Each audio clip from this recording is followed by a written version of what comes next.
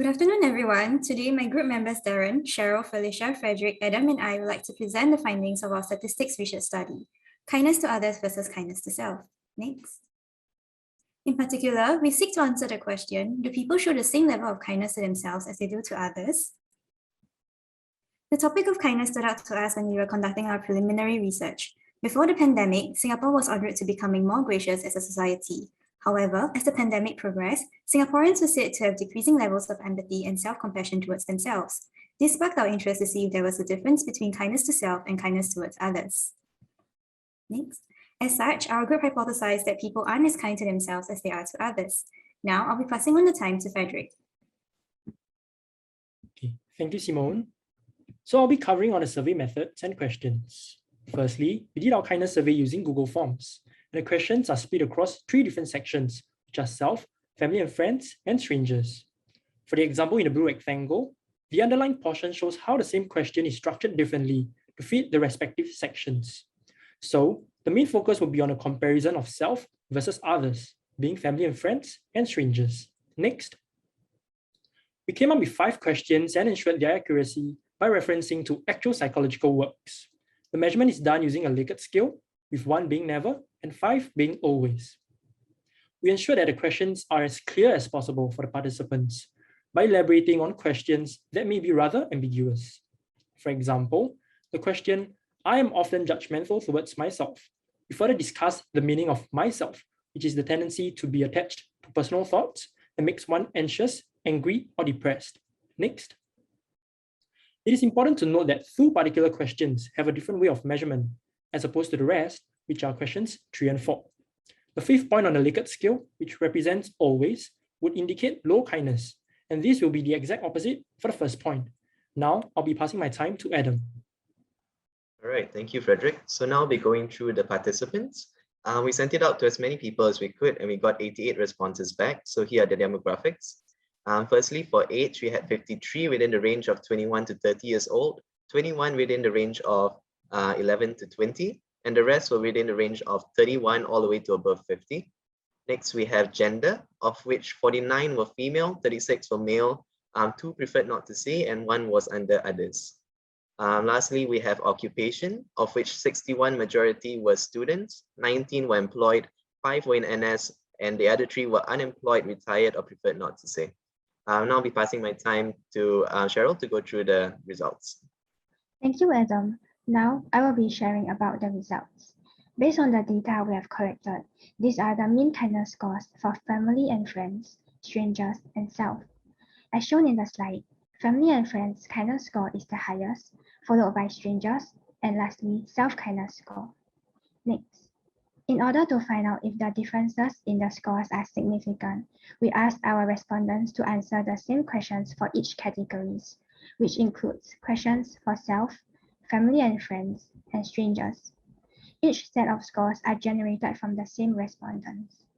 As these data are paired samples, we decided to test the difference in means of 2 related populations by comparing the mean difference.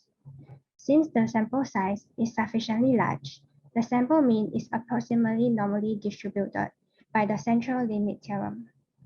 To prove that there's a significant difference in scores, the alternative hypothesis is that the mean difference is not equal to 0, while the null hypothesis is that the mean difference is equal to 0. Next. The first pair of comparison is the family and friends versus self-kindness score, and the second pair of comparison is the strangers versus self-kindness score. As the absolute value of both test statistics are more than the critical value as shown in the slide, we will reject the null hypothesis. Hence, there is sufficient evidence to prove that there is a significant difference in the average score between these 2 categories at 1% level of significance. Next. Therefore, we can conclude that generally, people are more kind towards their family, friends, and even strangers, and that they are more critical towards themselves.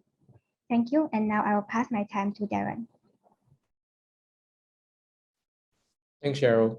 As we had sufficient sample sizes for both male and female respondents, with 36 and 49 participants respectively, where both are more than 30, we seek to find out the mean difference in scores between both demographics. Do note that we did not include 3 responses since the gender indicated was neither male nor female. Next. These are the average scores of each gender computed based on the respective family and friends, stranger, and self-kindness categories. As shown by the arrow, in this context, we are comparing the respective scores of each category between males and females. Next slide. In this hypothesis testing, we selected the independent population 2 sample test at a 0.01 level of significance, as both demographics are picked randomly with no relation to each other. Population standard deviations were unknown, and we assumed them to be equal, thereby choosing the pooled variance test for our calculations. CLT applies here since both sample sizes are more than 30, as mentioned earlier. As we wanted to prove that there is indeed a significant difference in scores, the alternative hypothesis is thereby mu of males is not equal to mu of females. The null hypothesis would then be mu of males is equal to mu of females. Calculations can be found in the link at the bottom of this slide. Next. The key calculations are compiled in this table as reflected. As the test statistic is less than the critical value, we did not reject the null hypothesis. We thereby conclude that there is insufficient evidence to prove that there is a significant difference in scores between males and females, kindness in all 3 categories. Next. Since the decision of not rejecting the null hypothesis does not prove that the differences in scores are not significant, we can only conclude that there is insufficient evidence to prove that there is a difference in scores between males versus females. Felicia will wrap up our presentation now. Thank you, Darren. In conclusion, we found that people are significantly kinder to others, being most kind to family and friends, followed by strangers and then themselves. Additionally, there is insufficient evidence to prove the difference between females and males. As for our limitations, our sampling is not 100% random since we mainly collected from our family and friends, which is convenient sampling, causing some biasness. Therefore, these results from our sample does not accurately represent the entire population. Moreover, kindness is a highly subjective topic, making it difficult to construct a completely reliable measurement scale. However, when constructing our survey questions, we did our research and made references to psychological studies of self-compassion. To improve on this, we can have inputs from trained psychiatrists. To end, here's a quote from Dr. Christopher. Self-compassion is simply giving the same kindness to ourselves that we will give to others. That marks the end of our presentation. Thank you.